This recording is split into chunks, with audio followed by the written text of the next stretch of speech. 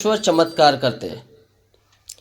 ज़्यादातर जो हम लोग होते हैं, ह्यूमन बीइंग, मनुष्य, हम जो लोग होते हैं वो क्या होते हैं, हमें चमत्कार चाहिए। जैसे हम बीमार हैं तो क्या चाहिए, हम बीमारी में हैं तो क्या चाहिए, चंगाई चाहिए। और हमारे पास पैसा नहीं है तो क्या चाहिए, बारिश नहीं है तो बारिश चाहिए, जॉब चाहिए। फिर हमारी जो आजीविका है, मतलब हमारा जो खाने पीना का जो चीज़ है वो चाहिए हमें। इसका मतलब है हमें कहीं ना कहीं मिरेकल, चमत्कार चाहिए। अगर आप कोई आदमी ऐसा आएगा, बोलेगा मैं यहाँ गया हूँ, मैं वहाँ गई हूँ और मैंने ऐसा किया, चमत्कार हो गया और देखो अभी ऐसा है, तो हम भी क्या सोचेंगे, ऐसा ही करने के लिए सोचेंगे, क्योंकि हमें भी अपने जीवन में मिरेकल चाहिए, चमत्कार चाहिए। आपको पता है यीशु मसीह जब इस पृथ्वी पे आए तो सबसे पहले उन्होंने क्या किया, सबसे पहले उन्होंने प्रचार नहीं किया, क्या किया, चमत्कार किया। उन्होंने जहां भी गए वहां अपने देवत्व, वो परमेश्वर है और उनके पास जो परमेश्वर की सामर्थ है वो प्रकट किया। इसीलिए सबसे पहले चमत्कार हुआ काना गांव में, मालूम है ना आपको। वहां उन्होंने द्राक्ष पानी का क्या बनाया, दाखरस बनाया, और फिर वहां से उन्होंने चमत्कार की सेवकाई की शुरुआत हुई। तो चमत्कार मनुष्य के जीवन में जरूरी है। आज भी हमारी ज़्यादातर प्रार्थनाएं क्या होती है, चमत्कार के लिए। अगर आप हॉस्पिटल में हो आप ज़्यादा प्रार्थना करोगे, लेकिन आप शादी में हो तो ज़्यादा नाचोगे, सही है ना। मतलब जिस तरह की हमारी परिस्थिति है उस तरह का हमारा व्यवहार रहता है परमेश्वर के साथ। अगर हम आनंद में है, खुशी में है, सब कुछ भरा पड़ा है, तो हमारा परमेश्वर के साथ व्यवहार भी ऐसा ही होता है। हम कम जाते हैं उनके पास, क्योंकि अब मेरे पास तो है। आपके घर में ही यहाँ पानी आता है, पानी के लिए आप यीशु मसीह के पास नहीं जाओगे, लेकिन पानी 2-3 किलोमीटर जाके लाना पड़ेगा ना, तो आप बोलोगे प्रभु कुछ भी करो मुझे पानी चाहिए। तो आप पानी के लिए कहाँ जाओगे, यीशु मसीह के पास। बराबर है, मैं सही बोल रहा हूँ ना। मतलब हमारे पास जितना अच्छा है उतना ज्यादा हम परमेश्वर से दूर रहते हैं। और इस्राएल जाति में यही तो हुआ। जब वो मरुस्थल में घूम रहे थे, बंजर भूमि में घूम रहे थे, तब वो छोटी छोटी चीज के लिए परमेश्वर के पास जाते थे। लेकिन जैसे ही वो कनान में पहुंच गए, जहां उनको सब कुछ मिलने लगा, इतना अच्छा, इतना अच्छा, इतना अच्छा, मतलब वो जगह ही इतनी फ्रूटफुल थी, बहुत ही बढ़िया जगह थी कि वहां आप पानी मांगोगे आपको दूध मिलेगा। जब वो लोग वहां पहुंच गए, सबसे पहले उन्होंने क्या किया मालूम है, परमेश्वर के साथ का नाता तोड़ दिया। जो चमत्कार उन्होंने 40 साल देखा, ऐसा किसी भी चमत्कार की बात कनान में जाने के बाद दिखी गई नहीं है, क्योंकि वो लोग धीरे धीरे धीरे धीरे धीरे परमेश्वर से दूर चले गए। यही होता है हमारे जीवन में। और इसीलिए आज एक ऐसे चमत्कार की मैं बात करना चाहता हूं कि उसमें ऐसा चमत्कार हुआ और उस चमत्कार की वजह से वो आदमी, वो व्यक्ति, वो जो समूह था, वो झुंड था, वो परमेश्वर के पास आया। और फिर जो मिरेकल हुआ, जो चमत्कार हुआ, जो परिवर्तन हुआ, वो आज पूरी दुनिया जानती है। मेरे साथ आप बाइबल में से खोलिए। मेरे पास हिंदी बाइबल अभी नहीं है, लेकिन आप में से किसी को ही पढ़ना पड़ेगा। लूका रचित सुसमाचार, उसका 5वां अध्याय और 1 से 8 कलम हमें पढ़ना है। लूका रचित सुसमाचार, उसका 5वां अध्याय और 1 से 8 कलम हमें पढ़नी है। कोई हम में से कोई अगर अच्छी तरह से पढ़ सके तो। जब भीड़ परमेश्वर का वचन सुनने के लिए उस पर गिर पड़ती थी और वह गत्रेसरत की झील के किनारे पर खड़ा था। तो ऐसा हुआ कि उसने झील के किनारे दो नावें लगी हुई देखी और मछुए उन पर से उतरकर जाल धो रहे थे। उन नावों में से एक पर तो जो सामोन की थी चढ़कर उसने उसे विनती की कि किनारे से थोड़ा हटा ले चले। तब वह बैठकर लोगों को नाव पर से उपदेश देने लगा। जब वह बातें कर चुका तो सामोन ने कहा, गहरे में ले चल और मछलियां पकड़ने के लिए अपना जाल डाले। सामोन ने उसको उत्तर दिया, हे स्वामी, हमने सारी रात मेहनत की है और ना कुछ पकड़ा है, तो भी तेरे कहने से जाल डालूंगा। जब उन्होंने ऐसा किया तो वह बहुत मछलियां घेर लाया और उनके जाल फटने लगी। उस पर उन्होंने अपने साथियों को जो दूसरी नाव पर थे संकेत किया कि आकर हमारी सहायता करो, और उन्होंने आकर दोनों नावों यह तक भर ली कि वे डूबने लगी। यह देखकर समौन पतरस के यीशु के पांव पर गिरा और कहा, हे प्रभु, मेरे पास से जा, क्योंकि मैं पापी मनुष्य हूँ। यहाँ तक हम पढ़ेंगे। अभी यहाँ बहुत ही स्पष्ट रीति से लिखा गया है। देखो, इसका जो लेखक है वो लूक है, वो एक डॉक्टर था। अभी डॉक्टर ऐसी वैसी बात नहीं लिखता है, यहाँ एक चमत्कार की बात लिखता है। ज़्यादातर यहाँ 2 चमत्कार हुए हैं, लेकिन हमें एक ही चमत्कार दिखाई देगा। क्या दिखाई देगा? अगर आप पिछले भाग में पढ़ोगे तो अभी आप 9वीं कलम से पढ़िए, पार सब 9 से पढ़िए। क्योंकि इतनी मछलियों के पकड़े जाने से उसे और उसके साथी को बहुत असंभव हुआ। हाँ। और वैसे ही जब्दी के पुत्र याकूब और यूहन्ना को भी, जो सामोन के सहभागी थे, असंभव हुआ। तब यीशु ने सामोन से कहा, मत डर, अब से तू मनुष्य को जीवता पकड़ा करेगा। और वे नाव को किनारे पर ले गए और सब कुछ छोड़कर उसके पीछे हो लिए। सब कुछ छोड़कर उसके पीछे हो लिए। यहाँ जो चमत्कार पहला हुआ है, बहुत सारी मछलियां। अभी देखो, पूरी रात मेहनत किया है, वहां लिखा गया है। अभी ये सिमोन जो पतरस था और उसके जो फ्रेंड भाई थे, मित्र थे, उसके जो साथी काम करने वाले लोग थे, जैसे आप खेत में काम करने जाते हैं तो आप अकेले नहीं जाते है ना, बहुत सारे लोगों की जरूरत पड़ती है खेत में जाने के लिए। इस तरह से ही ये एक खेती है।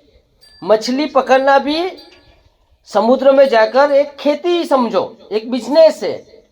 सब लोग जाते हैं, रात को जाते हैं, बहुत गहरे पानी में जाते हैं, और फिर उनको पता होता है कि ये सीजन में इतने समय में यहाँ मछलियाँ होती है। और आज तक ऐसा नहीं हुआ है कि वो निराश वापस आए हैं। अभी पिछले समय में मैं दांडी गया था, एक जगह है गुजरात की, और मेरे कुछ फ्रेंड हैं, वो मुझे समुद्र के अंदर ले गए। 15 किलोमीटर छोटी सी नाव में मुझे अंदर ले गए। 15 किलोमीटर अंदर जाने के बाद उन्होंने अपनी जाल डाली और उसमें से 2-3 मछली आई, ज़्यादा नहीं आई। उन्होंने बोला, अभी का समय ये मछली का नहीं है, लेकिन आपको दिखाने के लिए मैंने यहाँ जाल डाली है। और ये जाल हम 1-2 घंटे नहीं डाल सकते, उसको पूरी रात रखना पड़ता है, और सुबह जब हम उसको निकालते हैं तो मछली आती है। तो मुझे पता चला जो मछुआरे का जो माइंड सेट होता है, जो विचार होता है, वो ऐसा होता है। उनको पता है, आप खेती बाड़ी करते हो, आपको पता है कि कब आपको बीज बोना है, बराबर है ना, कब आपको कटनी करना है, कब आपको पानी डालना है, कब आपको उसमें से वो जो बिन कैसे ऐसे जो घास होती है उसको निकालना है, वो आप सबको पता है, और उस रीति से आप काम करते हो। इसी तरह मछुआरे को भी पता था कौन से समय में कौन सी जगह पे उनको मछली मिल सकती है, लेकिन बाइबल बताती है उनको मछली नहीं मिली। परीक्षा में जाते हैं, अच्छा पेपर नहीं होता है, वापस आते हैं तो आपका चेहरा कैसा होता है? क्यों निराश हुआ? क्योंकि आपने खुद सोच लिया ये बराबर नहीं हुआ। आपने सोचा ये गलत हुआ है, अच्छा नहीं हुआ। मतलब जो आप सोच कर जाते हो वो नहीं होता है तो निराशा होती है। यह हमारा स्वभाव है। आपने सोचा है मैं ये कर दूंगा, ये कर दूंगी, अगर नहीं हुआ ना तो फिर आपका चेहरे पे पता चलेगा।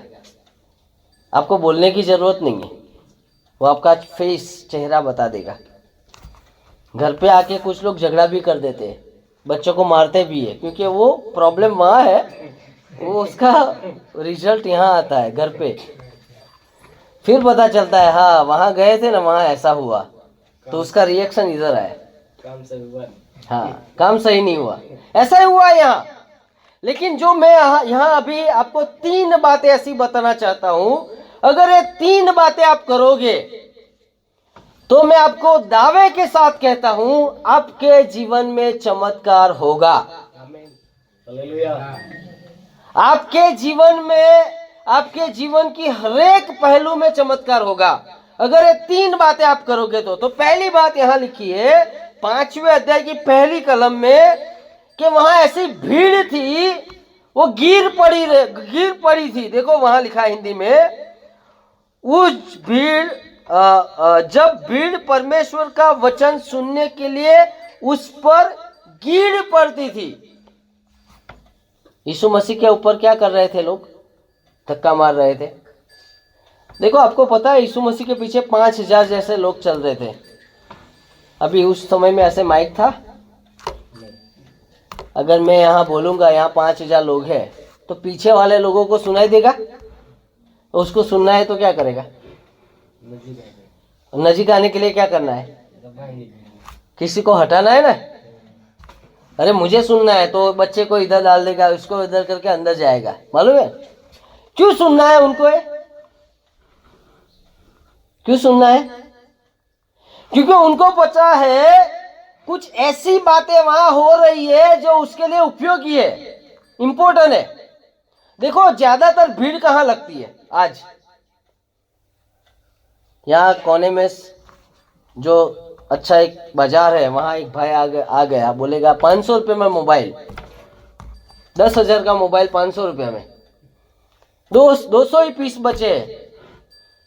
यहाँ सब गांव में ऐसे माइक लेके बता देगा कल सुबह 10 बजे खुलेगा, 500 रुपये में आपको मोबाइल मिलेगा, 200 लोगों को ही देना है। रात से ही लाइन हो गई, रात को ही लोग बैठ जाएंगे। बैठ जाएंगे? नहीं बैठेंगे। क्यों? भीड़ लगी। भीड़ लगने का कारण क्या था? सस्ता मिला। सस्ता मिला, लेकिन क्या मिला? मोबाइल चाहिए, चाहिए, जरूरी है। जरूरी चीजों के लिए लोग क्या करते हैं? भीड़ें लगाते हैं। आज हम नहीं लगाते हैं, लगाते? आज हम बाइबल को ज्यादा पढ़ते नहीं पढ़ते। चर्च में भी जाना है, नहीं जाना है, चलता है, ठीक है। चलो आज तो मेरा फ्रेंड आ गया, मेरा एक रिश्तेदार आ गया है, तो आज उसके साथ रहना है, मुझे चर्च में नहीं जाना है। कौन महत्व का हो गया? कौन अच्छा हो गया? चर्च और हमारा रिलेटिव, हमारा फ्रेंड, हमारा मित्र। तो हमने क्या किया? पसंद की आई थी प्रभु और मेरा जो रिश्तेदार। तो मैंने प्रभु को बोला, प्रभु अगले संडे आप रखना, ये संडे तो मेरा रिश्तेदार है। इसलिए मिरेकल नहीं होता है। उस समय के लोग परमेश्वर के लिए गिर पड़ते थे। उस समय के लोग परमेश्वर के पीछे चलने के लिए बड़ी से बड़ी भीड़ को वो काट देते थे। इसीलिए वो 12 साल की औरत, मालूम है ना आपको, 12 साल से उसको खून बहने की बीमारी थी, बड़ी सी भीड़ को काट कर वो आगे चले गई और उसने यीशु मसीह को छू लिया। यीशु मसीह को छूना आसान नहीं है, याद रखना। आपके आसपास बहुत सारे काम है ना, उसको साइड में रखना पड़ेगा, उसको दूर करना पड़ेगा, उससे थोड़ा बाहर निकलना पड़ेगा। हमें सबको चमत्कार चाहिए, लेकिन हम ऐसे घिरे हुए हैं अपने कामों में, हमारी आसपास इतनी उलझने हैं, इतने प्रॉब्लम्स है, इतने काम है कि हम यीशु मसीह को देख ही नहीं रहे। फिर हम सोचते हैं मेरे प्रार्थना किया मुझे उत्तर नहीं मिला, फिर हम सोचते हैं यीशु मसीह मेरी बात नहीं सुनते, फिर हम सोचते हैं मेरे जीवन में कुछ काम नहीं हो रहा है। नहीं होगा, क्योंकि आप अभी तक यीशु मसीह के पीछे चल नहीं रहे हो। और आज सुबह मैं आपको ये उत्तेजन देता हूं, सबसे पहले यीशु मसीह के वचन सुनने के लिए उसके पीछे चलना शुरू कीजिए।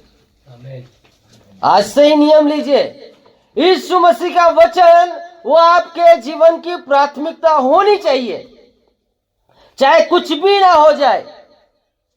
मैं जानता हूं एक आंटी को जो अन्य विश्वास में आई थी, उसका पूरा परिवार उसको विरोध करता था। मुझे एक बार बोलते हैं, जैकब भाई मैं आपसे एक बात करना चाहती हूँ।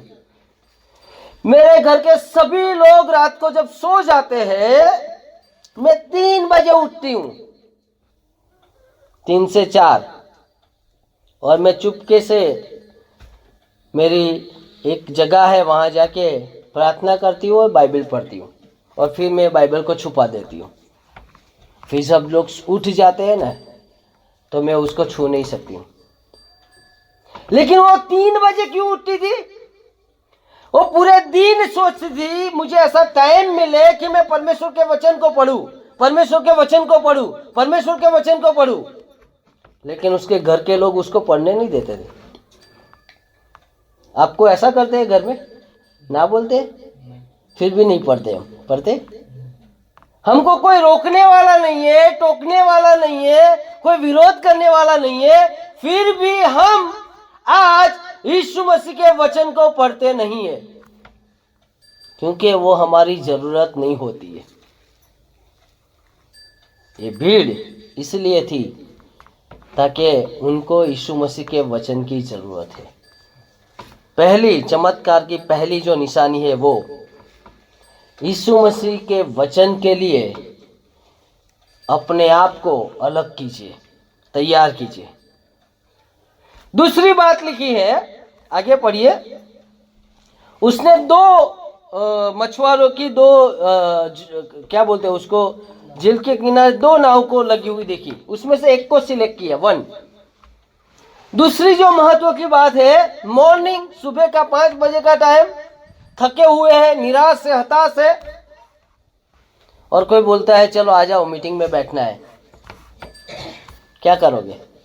अरे मीटिंग का टाइम तो रविवार है ना, आज तो सोमवार है, आज नहीं होती मीटिंग। अरे मीटिंग का टाइम तो 10 बजे का होता है, अभी तो सुबह का 5 बजे है। सुबह 5 बजे कोई मीटिंग में जाता है? जाता है नहीं जाता है? परसों नहीं जाता है। मतलब यहां देखो, सुबह 5 बजे अगर कोई बोलेगा कि मुझे तेरे घर आके तेरे साथ संगति करना है, प्रार्थना करना है, तो क्या करेंगे हम ना ही बोलेंगे नहीं सुबह नहीं हो सकता साहब, प्लीज मैं आपको बोलती हूँ, कुछ सुबह नहीं, आप शाम को आइए, हम लोग सब मिलेंगे। लेकिन इन्होंने ऐसा नहीं किया।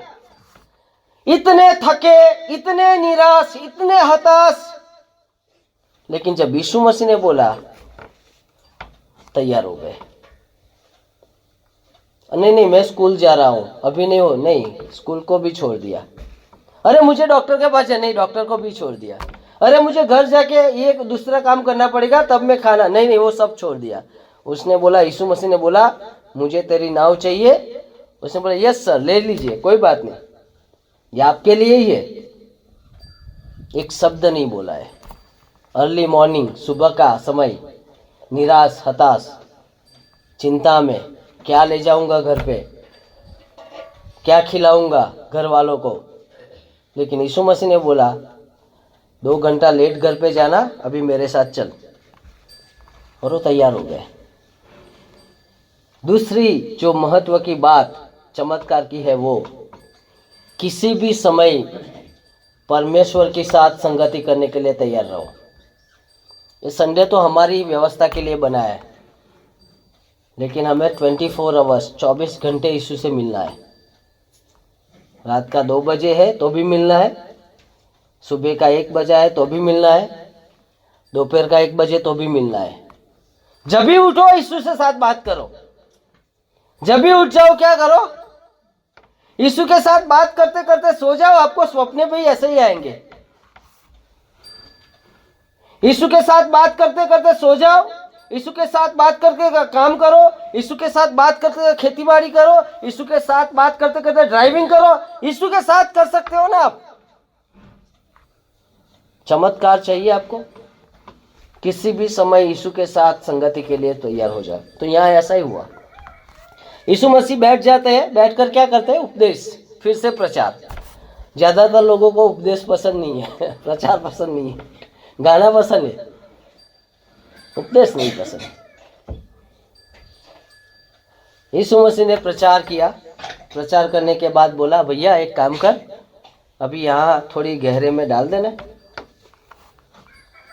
तीसरी महत्व की बात मैं कह रहा हूं, जो लोग यीशु मसीह के वचन को जानते हैं, जानने के लिए तैयार है, वही लोग यीशु मसीह के साथ संगति के लिए भी तैयार है, और वही लोग यीशु मसीह की बात भी मानते हैं। अधीनता, चमत्कार का जो तीसरा पहलू है वो ओबीडियंस, अधीनता है। यहां देखो, वचन सुना, यीशु मसीह के साथ संगति किया, उसके बाद यीशु मसीह ने उससे कहा, भाई दिन का समय है, सूरज निकल उठा है, अभी मछली आने वाली नहीं है, लेकिन मैं तुझे कहता हूं थोड़ा गहरे पानी में डाल दे। और उसने डाल दिया, मान लिया उसने। और जब मछली आई, जाल के साथ क्या फट गई? आंखें भी फट गई, आंखें भी ऐसे हो गए। अरे ऐसा हो सकता है? 25 साल का मेरा अनुभव है, सुबह में मछलियां नहीं आती है। अरे हो ही नहीं सकता है, इस जगह में मछलियां कभी नहीं हो सकती है। इसी को तो चमत्कार कहते हैं ना, इसी को मिरेकल कहते हैं। और इसलिए तीसरा जो महत्व की बात मैं आपको बता रहा हूं, वो जो कुछ कहते हैं वो करो। अगर शराब छोड़ने को बोले तो कर दो बंद, कुछ पाप छोड़ने को बोले ना तो छोड़ दो। कुछ ऐसा गंदा काम है जो कोई नहीं जानता है, छोड़ने को बोलता है तो छोड़ दो। कुछ ऐसे खा रहे हैं, गुटखा खा रहे हैं, या कुछ ऐसा काम कर रहे हैं, चोरी छुपी कर रहे हैं, तो उसको छोड़ना पड़ेगा हमें। वो यीशु मसीह बोल रहा है। कौन बोल रहा है? वो यीशु मसीह जो आपको कहते हैं वो करो। ये तीसरा मिरेकल, चमत्कार का तीसरा पहलू है। पहली बात, यीशु मसीह के वचन के लिए अपने आप को तैयार करो, प्रायोरिटी, प्राथमिकता दो। किसी भी परिस्थिति में उसके वचन को सुनो, पीछे चलो। किसी भी समय में यीशु मसीह के साथ संगति करो, सुबह करो, शाम को करो, दोपहर करो, रात को करो। और तीसरी बात, यीशु मसीह आपसे जो भी कहता है, मुझे मालूम है, मेरा एक फ्रेंड है, वो एक कंपनी में मैनेजर था, और उसने उस बाइबल पढ़ते समय पर प्रभु ने बोला उसको कि सब कुछ छोड़ के मेरे पीछे हो ले। ओ भाई बहुत सोचा, क्योंकि अगर पीछे चलेगा तो उसका परिवार भूखा मर जाएगा। उसका उस समय का पगार 40,000 था, और उसका परिवार इधर रहता था गुजरात में, और वो बहुत सुखी था। उसको एक क्वार्टर्स मकान, अच्छा बंगला दिया गया था, बहुत मान था उसका, और वो विदेश में भी घूमता था डीलिंग के लिए। ऐसे आदमी को, मैं 20 साल पहले की बात कर रहा हूँ, ऐसे आदमी को एक बार बोला कि भाई प्रभु ने बोला ये सब कुछ छोड़ दे और छोड़ के मेरे पीछे आ जा। अभी ये काम कितना कठिन था, क्योंकि एक तरफ ऐसा है, उसके पास सब कुछ है, और जहां जाना है उसको पता ही नहीं क्या है, क्या खाना, क्या पीना, कहाँ रहना। लेकिन ऊपर का आवाज इतना स्ट्रांग था। एक बार वो अपने बॉस के पास गया, अपना इस्तीफा लेकर, और अपने बॉस को बोला, सर मैं मेरा इस्तीफा आपको दे रहा हूँ, अभी मैं आपके साथ काम नहीं करूँगा। बॉस ने बोला, यार तू अच्छा है, प्रामाणिक है, मुझे तेरी ज़रूरत है, अगर ज़्यादा पगार चाहिए मैं ज़्यादा दूंगा। उसने बोला, मुझे पगार नहीं चाहिए, मैंने मेरा मालिक बदल दिया है। उन्होंने क्या बोला? मैंने मेरा मालिक बदल दिया है। और अभी मैं उसके पीछे चलने जा रहा हूँ। बॉस ने बहुत समझाया, ये माना ही नहीं, नहीं मैं नहीं कर सकता हूँ, मुझे उनके पीछे ही चलना है। और बोला ये साथ में रख के कर, जॉब भी कर और वो भी काम कर। नहीं, मुझे तो अभी उनके पीछे ही चलना है। छोड़ दिया जॉब, मकान खाली करना पड़ा, किराए के मकान में जाना पड़ा। 2 लड़कियां है, वो आदमी है, उसकी वाइफ है। वो बोलता है रोज का रोज यीशु मसीह मुझे पूरा करता था।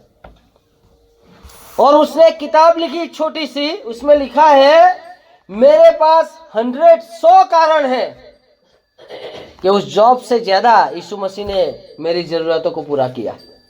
एक बार उसकी बेटी बीमार थी और उसको हॉस्पिटल ले जाना था, प्रार्थना किया, चंगाई नहीं मिली, तो उसने सोचा अभी मैं डॉक्टर के पास ले जाता हूँ। बाइक में देखा, बाइक में पेट्रोल नहीं था, फिर भी उसने किक मारा, चालू किया, डॉक्टर के पास पहुंच गया, मेडिसिन लिया। डॉक्टर ने बोला मुझे तुझसे पैसा नहीं लेना है। तो प्रभु ने उसको बताया देख मैं तेरे साथ हूं, कहीं भी तेरे को तकलीफ नहीं होगी, किसी भी परेशानी में तू नहीं आएगा। एक गांव में से 8 साल का एक लड़का, वो जन्म से चल नहीं सकता था। किसी को पता चला यहाँ एक पासवान है, पादरी साहब है, वो प्रार्थना करते हैं। पहली प्रार्थना में वो लड़का चलने लगा और आज उनके पास करीबन 200 से ज़्यादा कलेशिया है। बहुत सारे अन्य विश्वासी लोग आ रहे हैं। कैसे हुआ है? ये 40,000 की नौकरी को छोड़ दिया। किसने बोला? किसने बोला? यीशु मसीह जो बोलते हैं वो करो। क्या कहते हैं आपको? कुछ किया, कुछ बात करते हैं, वो करो। अगर यीशु मसीह ने आपको बोला ये मत करो तो मत करो। अगर यीशु मसीह ने बोला ये करो, अगर आपको ठीक नहीं लगता है फिर भी करो, क्योंकि बोलने वाला कौन है? यीशु मसीह है। अगर ये 3 बातें आप अच्छी तरह से कल से करना शुरू करोगे, अरे आज से करना शुरू करोगे, अभी से करना शुरू करोगे, तो मैं आपको दावे के साथ कहता हूं आपके जीवन में प्रतिदिन चमत्कार होंगे। आपके जीवन में चमत्कार चमत्कार चमत्कार चमत्कार ही होंगे। अभी देखो आगे फिर क्या हुआ। फिर उसको पता चला ये तो परमेश्वर है, और परमेश्वर के आगे से क्या कहा जाता है? कबूलात की जाती है, कन्फेस किया जाता है, क्योंकि परमेश्वर पवित्र है, हम लोग कैसे अपवित्र है। और वहां बोलता है प्रभु मेरे से दूर चला जा, मैं तो पापी हूं। और यीशु मसीह कहता है तू मनुष्य को पकड़ने वाला बनेगा। आपको पता है पहला प्रचार किया तब कितने लोग आए? पीटर ने कितने लोग आए थे? प्रेरितों के काम में पहला प्रचार किया तो कितने लोग आए? 3,000 लोग, बराबर ना? और फिर आप देखो तो यहाँ लिखा है वो सही हुआ ना? यही लूक ने लिखा। फिर जिस लूक ने ये लिखा ना, वही लूक ने आगे जाके लिखा। उसके पहले प्रचार में करीबन, ये तो पुरुषों की संख्या गिनी जाती है, करीबन 10,000 से ज्यादा लोग आए, बच्चे, उसकी परिवार। क्योंकि यहूदी जाति में 18 साल का जो लोग है, पुख्त वय का है, उसको ही गिना जाता था, इसलिए वहां पुरुषों की संख्या ही गिनी गई है। आए बहुत सारे लोग हैं, चमत्कार हुआ। क्या आप चाहते हैं आपके जीवन में भी चमत्कार हो जाए? कोई बीमारी है, कोई ऐसी बात है जो आपको परेशान करती है, कोई अशुद्ध आत्मा का बंधन है, कोई ऐसा सैटानिक प्रभाव है, आपको छुटकारा मिलेगा। लेकिन आपको क्या करना है? ये 3 बातें करनी है। सबसे पहले आज अपने आप को समर्पित कीजिए, प्रभु मैं आपके वचन को सुनने के लिए हमेशा तैयार रहूंगा या रहूंगी। दूसरी बात, यीशु मसीह की संगति के लिए हरदम रेडी है आप, टाइम नहीं देखेंगे, पहला टाइम यही होगा। और तीसरी बात, यीशु मसीह जो भी आपको कहता है करो, डिफिकल्ट है, कठिन है, लेकिन आप कीजिए। अगर आप ये 3 काम करते हैं, अगर ऐसा हुआ अगले साल मुझे आना हुआ, तो आप खुद गवाही दोगे कि यीशु मसीह ने आपके जीवन में चमत्कार किया है। आइए हम प्रार्थना करेंगे, थोड़े समय अपनी आंखों को बंद करेंगे।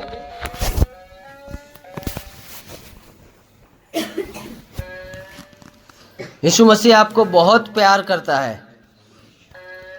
क्या आप में से कोई ऐसे है जिनको कोई ऐसी बीमारी है जो आज तक छुटकारा नहीं मिला है? क्या कोई ऐसा है जो ऐसी कोई परेशानी से परेशान है? क्या ऐसा कोई पाप है आज आपको यहाँ से छोड़ के जाना है? ऐसा काम आप कर रहे हो जो यीशु मसीह को पसंद नहीं है, आज आपको छुटकारा मिल सकता है। यीशु मसीह आपके पास है आज।